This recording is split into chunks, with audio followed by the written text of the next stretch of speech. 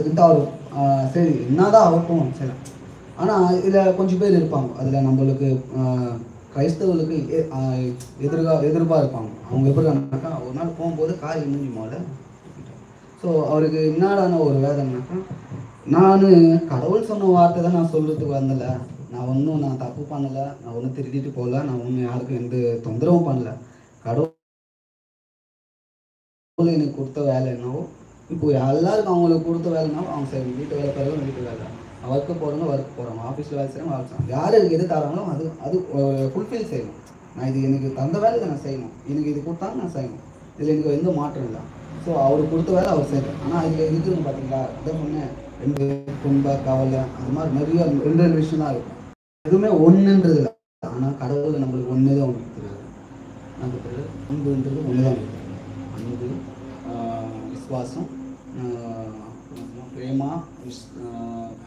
శాంతి, విశ్వాసం. అంటే శాంతిனாக்கா நம்ம அப்படி சொல்கிறோம்னாக்கா யோகு எடுத்துக்கோங்க. அவர் எப்படி இருந்தார், விஸ்வாசம் ஓபிக்காக இருந்தார். அப்படின்னா அவர் கவலைப்படல.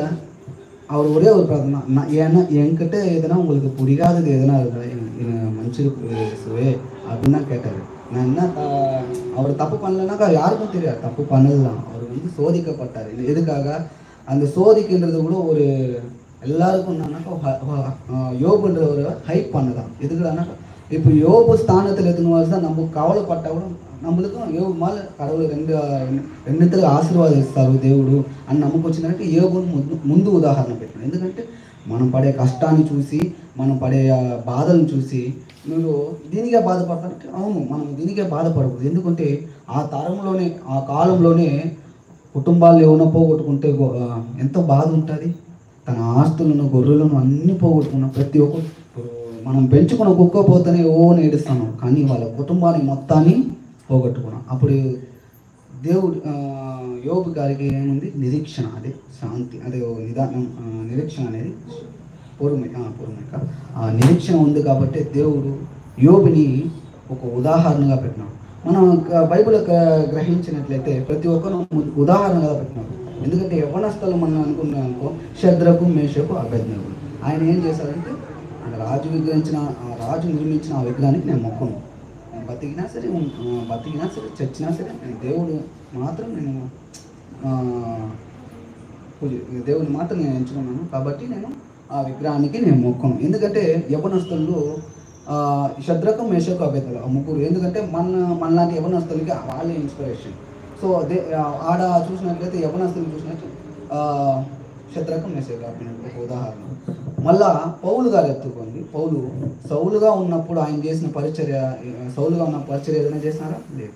ఆయన క్రైస్తవులు ప్రతి ఒక్కరికి వ్యతిరేకంగా చంపడం నరకడం, కానీ ఒకే ఒక్క స్వరం అనేది విన్నప్పుడు ఆయనలో ఏం కలిగింది, మార్పు కలిగింది, విశ్వాసం కలిగింది. అంటే ఆయన ఒక విన్నప్పుడు వినట వలన కూడా విశ్వాసం కలుగుతుంది అని మన బైబిల్లో గ్రంథం. సో ఆయన పౌలు అని ఆయన దమస్కు గేటు కాడ ఒక స్వరం విన్నప్పుడు ఆయన స్వప్న మంది ఏమన్నట్టు మనసు కలిగింది. ఆడ ప్రతి ఒక్కరు గమనించినట్లే ఆయన కలిగినప్పుడు ఆయన ఒక రోల్ మోడల్ కాబట్టి ఏమని, పౌలు అంటే నీ బ్రతుకుట క్రీస్తు అయినా చావు అయినా కూడా మేలు అనే స్థాయికి వెళ్ళాడు. ఎవరు? పౌలుగా. అంటే నేను అగైనెస్ట్గా ఉన్నాను రా, నేను కూడా చర్చికి పోకుండా ఉన్నాను అంటే మనలాంటి లోకల్, నేను కూడా చర్చికి పోలేదు, ఆదివారం ఒకసారి వెళ్ళి వచ్చిన, కానీ నాకు దేవుడు ఒక స్వప్నం వినిపించాడు, నాకు ఒక కళలో వచ్చి నాకు ఇలా దర్శనం ఇచ్చాడు అన్నప్పుడు మనం ఒక మారు మనసు కలిగి, ప్రతి ఒక్క మారు మనసు అని కలిగితేనే మన ఒక జీవితానికి అర్థం ఉంటుంది. ఆ మారు మనసు లేకుండా ప్రతి ఒక్కరు జీవించినట్లయితే దేవుడు మనల్ని తన దేవుడు ఏం జరిగితే మారు మనసు కలిగించాడు. అంటే ఏదైనా వచ్చినామా ఆదివారం లాగా కాకుండా ప్రతిరోజు అంటే ఒక రోజు 3 సార్లు మనం ప్రార్థన చేయాలని ఎవరు చెప్పినా, దావీదు అని చెప్తాం. సో 3 సార్లు మనం ప్రార్థన చెప్పినాం. మనం ప్రార్థన చేసేది ఆయన వింటారా, మనలో ఏదైనా ఆయనకి నచ్చింది ఏదైనా ఉంటే దాన్ని పక్కన తోయేసి దేవుళ్ళు ఎదగాలంటే ఏం చేయాలి? మొదటిగా ఒక్క అడుగు కష్టంగానే ఉంటుంది. నేను కూడా ఫస్ట్ WTE అనేది ప్రారంభించినప్పుడు బ్రదర్ అంతా ఎవరులే, మా బ్రదర్లో ఒక 5-6 మంది ఉన్నాం. ఇప్పుడు ఒక 20 మంది 25 మంది ఉన్నాం. అప్పుడు వచ్చి 4-5 మంది ఉన్నాము. సో నాకైతే మా సహోదరు పిలిచారు. నాకు ఫస్ట్లో వెళ్ళాలంటే నా డ్యూటీ ముగించుకొని వెళ్ళాలంటే అయ్యో